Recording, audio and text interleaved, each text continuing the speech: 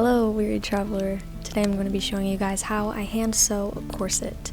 It is not difficult so much as it is a bit time consuming, so if you've got dedication, honestly, you're good to go. The first thing that you will need is a pattern. You can make one from scratch if you're confident, or you can do as I do and recommend, and that is to purchase one off Etsy and then alter it to suit you best. I made some length adjustments, combined pieces so there were less parts to sew, adjusted the straps, and just changed up a bit of the sewing process.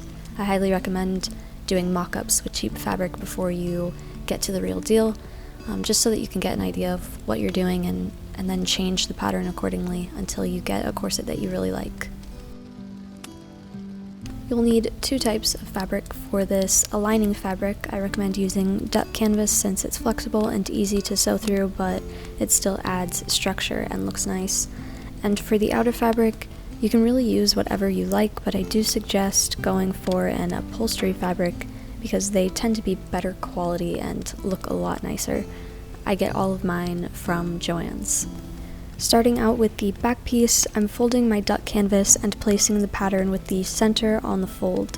This way, once it's cut, it will open to a full-sized back piece. The pattern right now is just a half of that back piece. I use fabric chalk to trace the pattern and cut it out.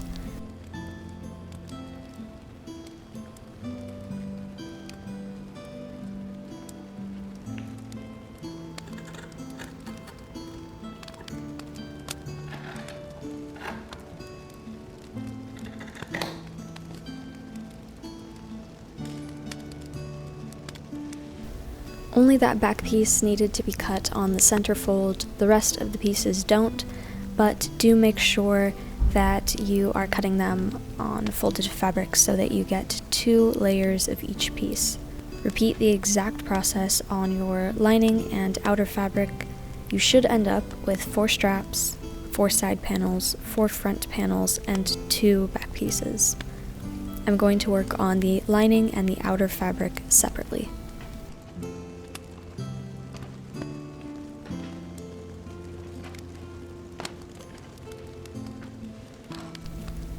The first step is to line our pieces together and pin them in place. So I start with my back panel and line it up with a side panel.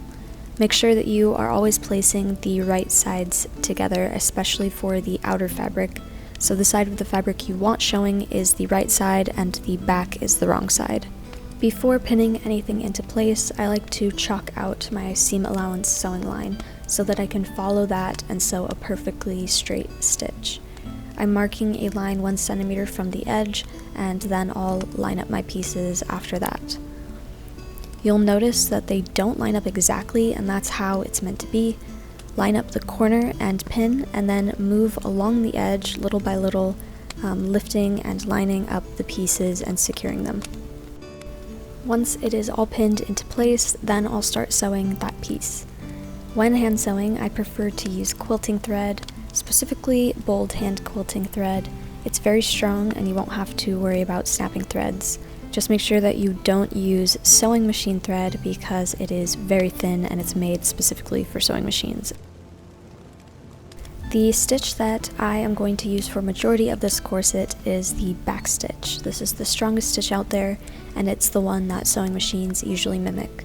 I'll try and walk you through how to do it, but know that there are tons of tutorials out there that you can follow, so this is just going to be pretty vague. Starting at the right edge, leave a small gap and come up from the back of the fabric pieces on the line that you marked. Then take the thread back down to the right and back through the fabrics. Move to the left and leave a stitch length gap and come up back through the fabrics again on the line. When you stitch back down again, you can touch the stitches together or leave a little gap between them, which is called a half back stitch, and that is what I prefer just because I like it better visually. Hopefully that explained it a little bit, but again, there's lots of tutorials. So I back stitch on my line all the way down and then knot it off at the end. You'll be left with a firmly stitched and a very clean seam when you open the pieces up.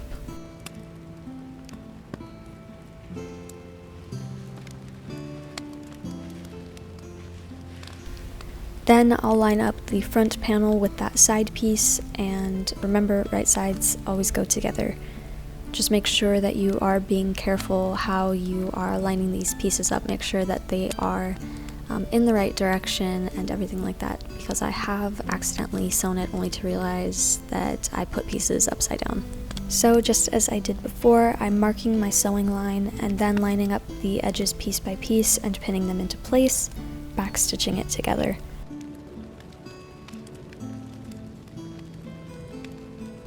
That's half of the corset connected, and I'll just repeat that, attaching the other side panel and front panel.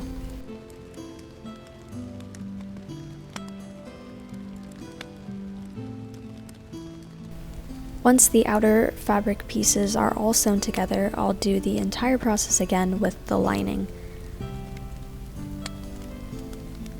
I focus on the big pieces first, and once those are all connected, then I go ahead and I attach the straps last.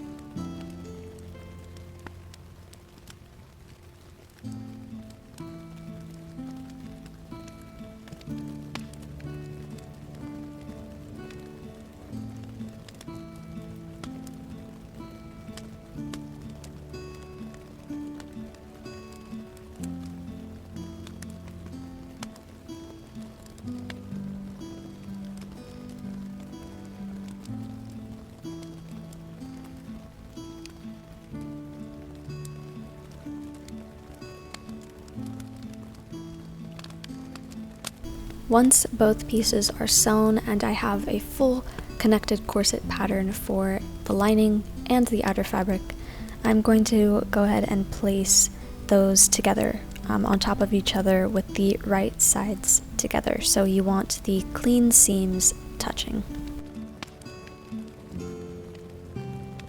I'm lining up the front edges of the lining and the outer fabric on both ends, and I'm marking the sewing line, pinning it, and back stitching it together.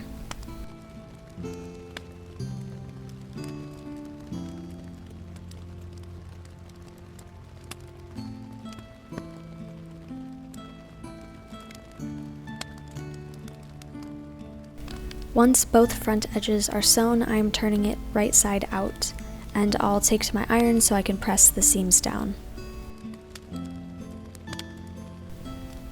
I'm ironing down the front edges so that they lay nice and flat and I get a very crisp edge.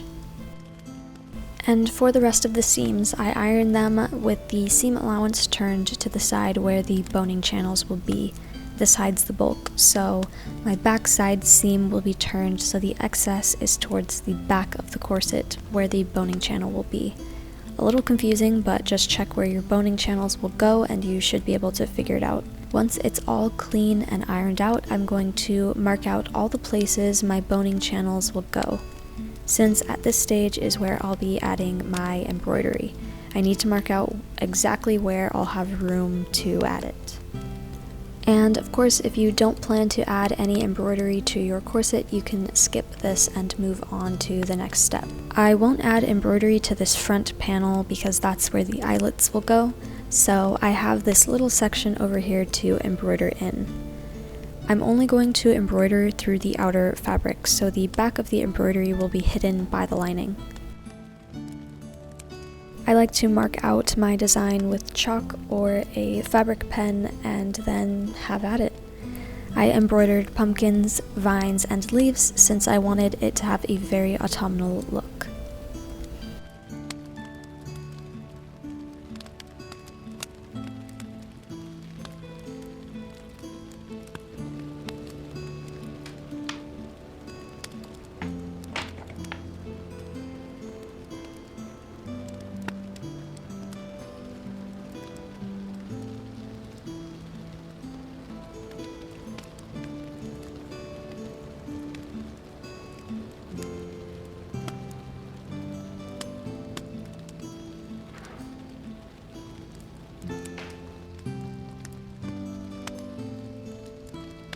I embroidered for ages, and when I finally finished, I was able to move on to sewing the boning channels.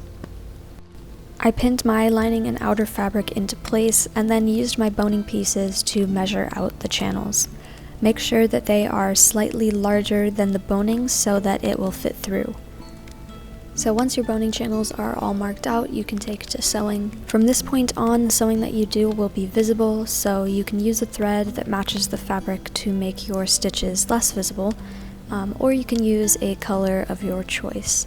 I don't have thread that matches, so I'm going for a cream colored one instead, since it will match the bias binding that I'm going to be using later on. I'm no longer using a back stitch since the heavy construction is done. For the boning channels, I'll just use a simple running stitch. When you are marking out and sewing down your boning channels, you'll notice that some of them go along the seams. So I'll add a running stitch on the seam lines for those ones.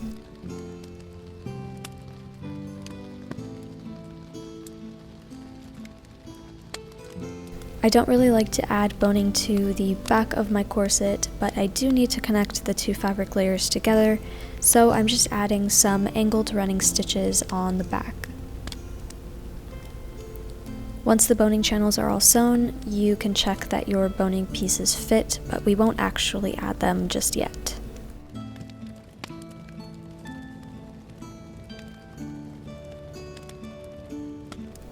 With our boning channels all sewn, we move on to the most tedious part of corset making, in my opinion, the bias binding. I'm using double fold bias tape, and I'm going to start by attaching it to the bottom of the corset. I lay it out first to measure the length, and I give myself an extra inch or so. One side of your bias tape will be a tiny bit shorter than the other. Unfold it, and that's the side we'll use first. I'm lining up the shorter side edge of the bias tape with the bottom edge of my corset. Leave a centimeter or so at the edge to fold off later. I am pinning down the lined up edges little by little. It can get a little bit tricky on the curves, but just keep lining the edge as best you can and pinning it into place.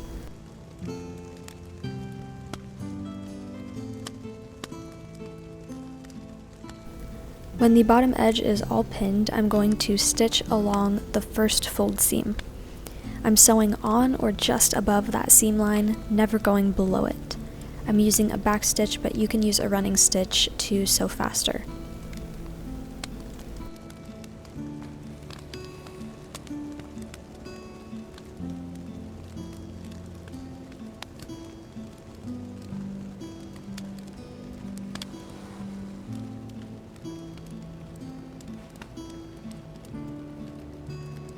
It will look something like this, and the bias tape should fold over very clean like so. Now I'm going to fold the bias tape over the edge to the back of the corset and pin it in place.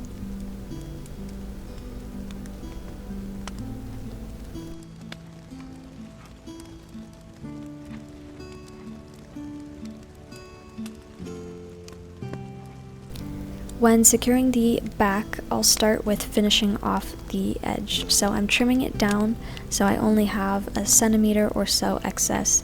I don't really need more than that. Open the bias tape and fold the excess in toward the lining. Hold it with your thumb and then fold the top down over it and pin it in place. You'll have a nice clean folded edge. Now to secure the rest of the bias tape, I'm using a felling stitch. I'm going through a tiny bit of the lining fabric up through a tiny bit of the bias tape at an angle.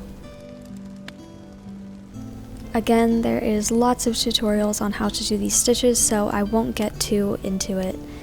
But word of advice, your stitches should only be going through the lining and the bias tape, not the outer fabric. It should be invisible from the other side, and you don't need to pick up that much fabric when you do this stitch. You only need to go through a few threads, honestly. And there are other ways you can attach bias bindings, so you can play around, experiment, and see which one you like best. When the bottom bias is all binded, it's time to add the boning. I like to use cable ties for this since they are cheap, available at home improvement stores, and they add structure while still being flexible. Measure it from the bottom, leaving 1 centimeter space at the top, so I'll have room to sew down the top bias tape. And make sure to round all the edges so that they don't tear your fabric. Slide the boning in and repeat.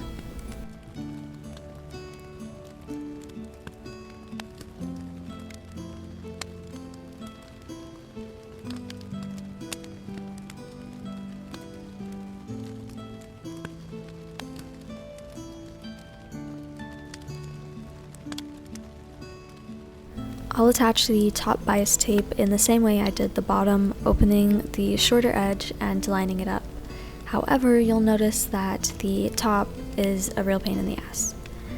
When you get to the front tabs, you'll have to fold the bias tape into corners. I'll link a tutorial I followed because I'm not even going to try and explain how to do that. It's honestly kind of complicated.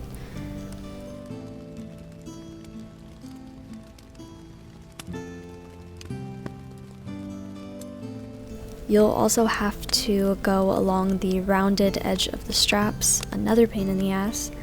Just go little by little as best you can.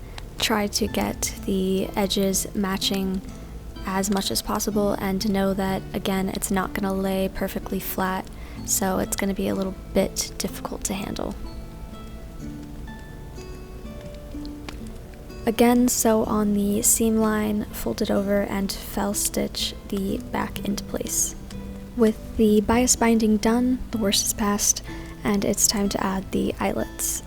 I'm adding metal ones for this corset, but others I've hand sewn eyelets, and they take a little bit of time, but they look very pretty. I've marked out where my eyelets will go, and then I used a tapered awl to slowly pierce through the fabric. Unfortunately, my awl isn't big enough for my eyelets, so I used a paintbrush handle to stretch them further.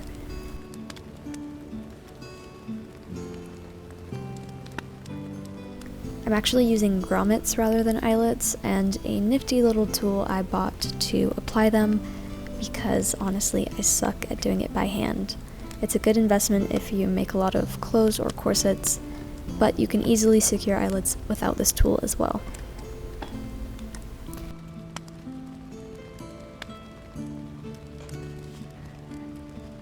I've added them to the front panels, and I'm also adding them to the tabs and the edge of my straps.